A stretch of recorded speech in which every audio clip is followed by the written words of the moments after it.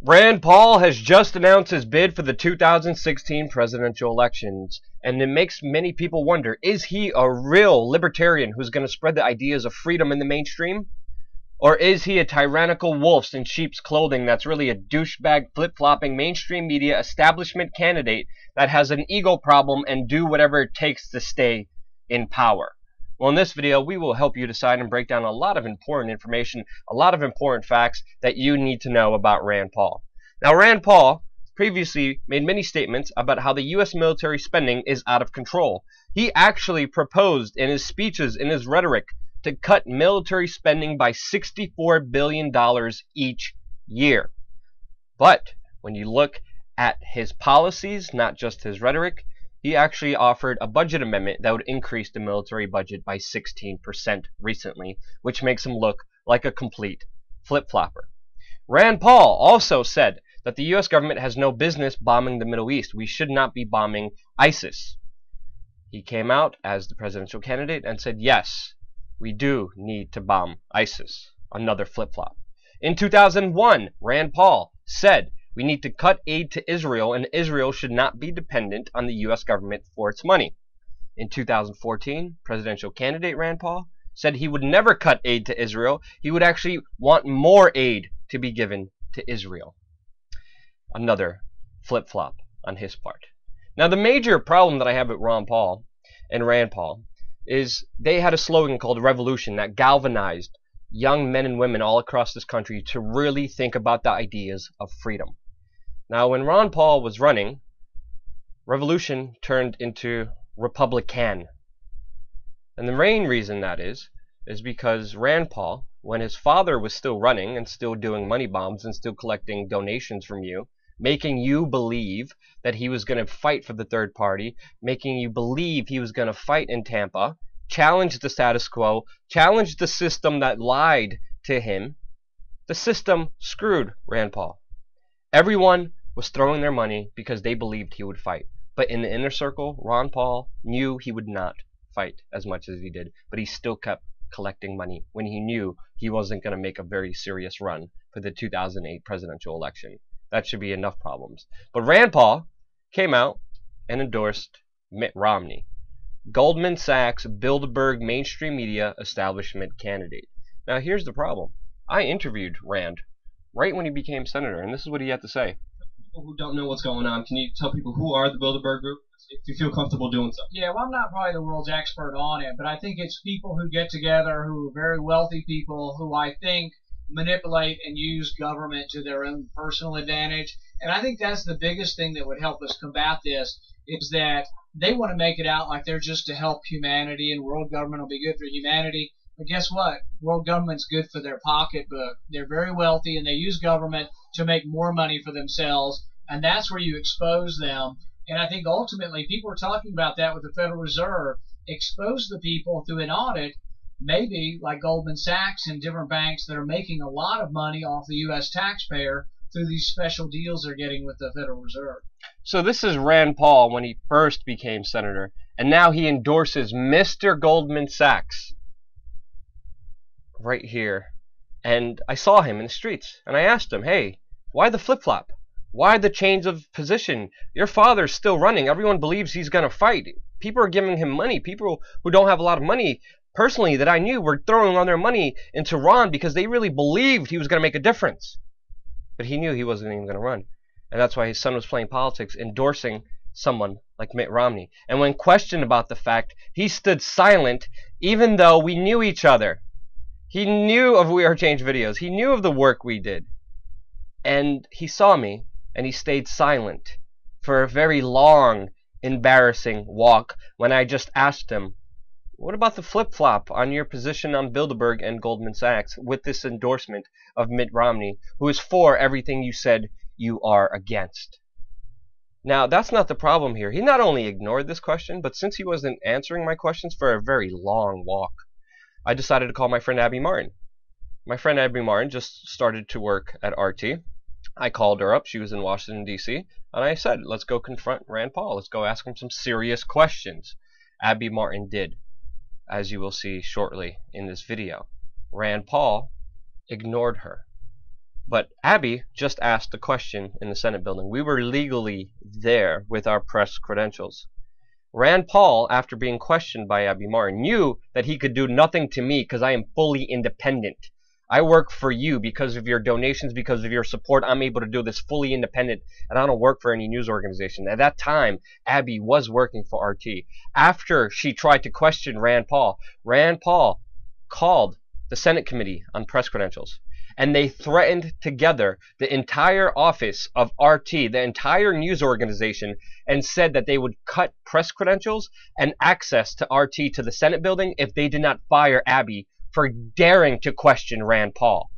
Rand Paul tried to extort and intimidate independent journalists from asking him questions about his official stance, about his official endorsements. You can see the video right here. It's going to be in the description below with Abby Martin talking about the intimidation and threats she went under from Rand Paul, almost losing her job because Rand Paul couldn't even answer why he endorsed a candidate at that specific time, because he knew it was an exact contradiction to what he told me before. And if he's willing to stoop to those levels because of a journalist asking hard questions, what else will he do to stay in power? And that's the real important question. We asked him again, why was he trying to get journalists fired face to face, one-on-one, right up to him? He ignored it once again.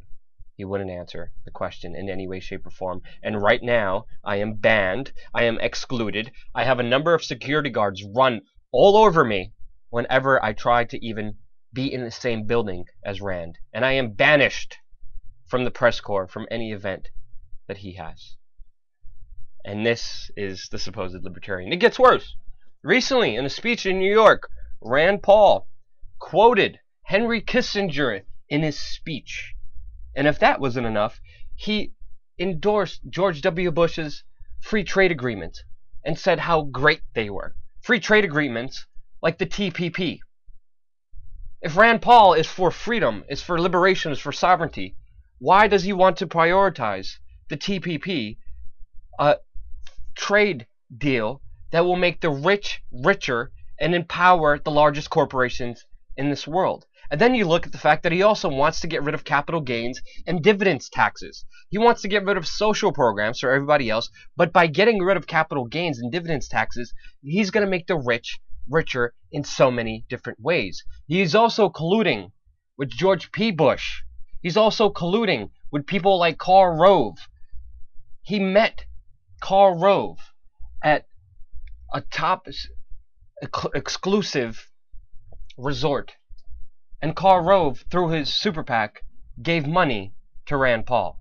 So Bush's brain, Karl Rove, is giving money to Rand Paul. And he's also colluding with people like George P. Bush. Openly, right in front of everybody, while biting his tongue on people like Mitt Romney and proposing laws that would only make the rich richer, while boosting military spending, boosting our aid to Israel.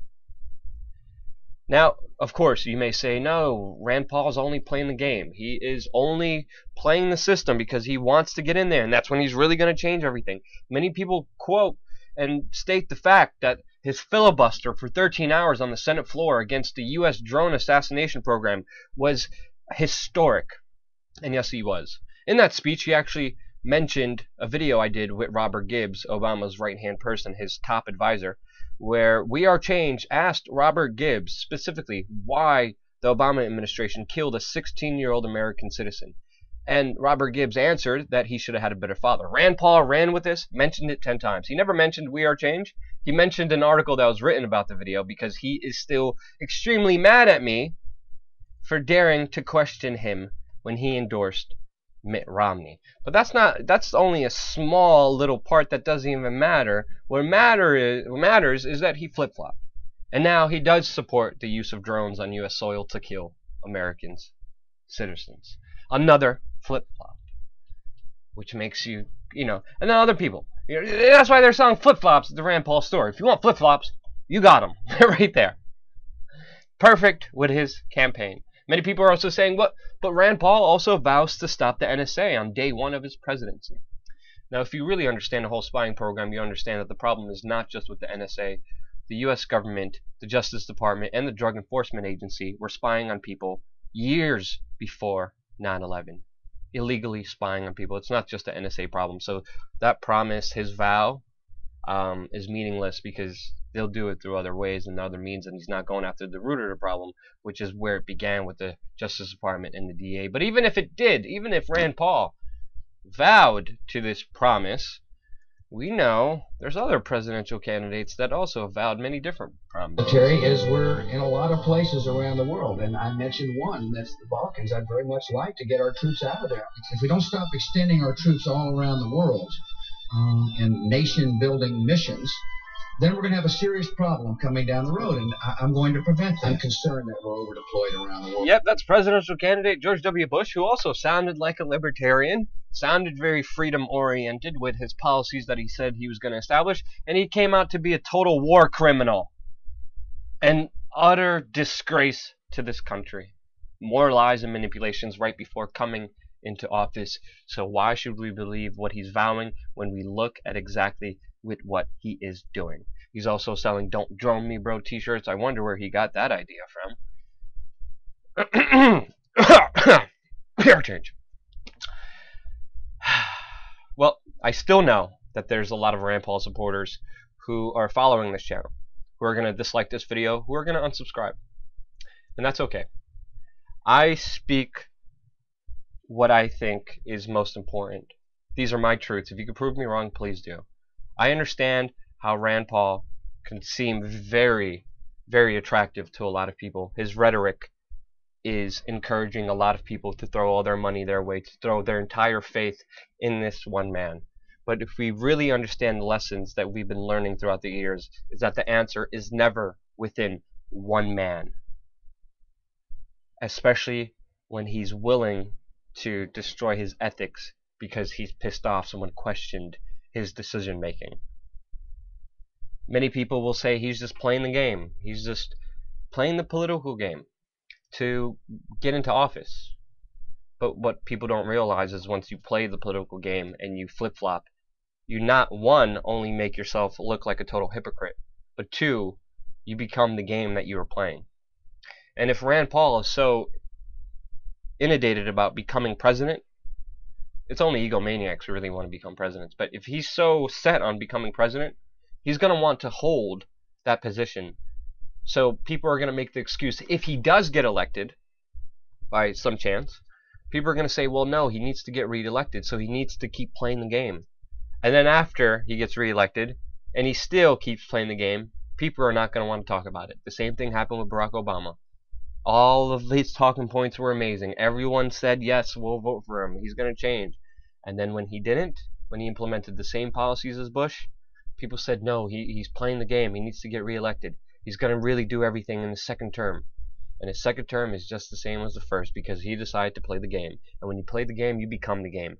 The answer is not with one person, the answer is with you. I dare you to fact check this video. Tell me if I'm wrong in the comment section below. But if it resonated with you, if you found it important, click the like button and share it. Subscribe to this channel because we are under heavy censorship by YouTube, Google, and AdSense who are trying to destroy this independent, real news organization. We not only have to deal with Rand Paul cronies making sure we can't even get near him, we have to deal with the establishment, the upper echelons, the elites, who are also censoring this channel with the information we are providing you.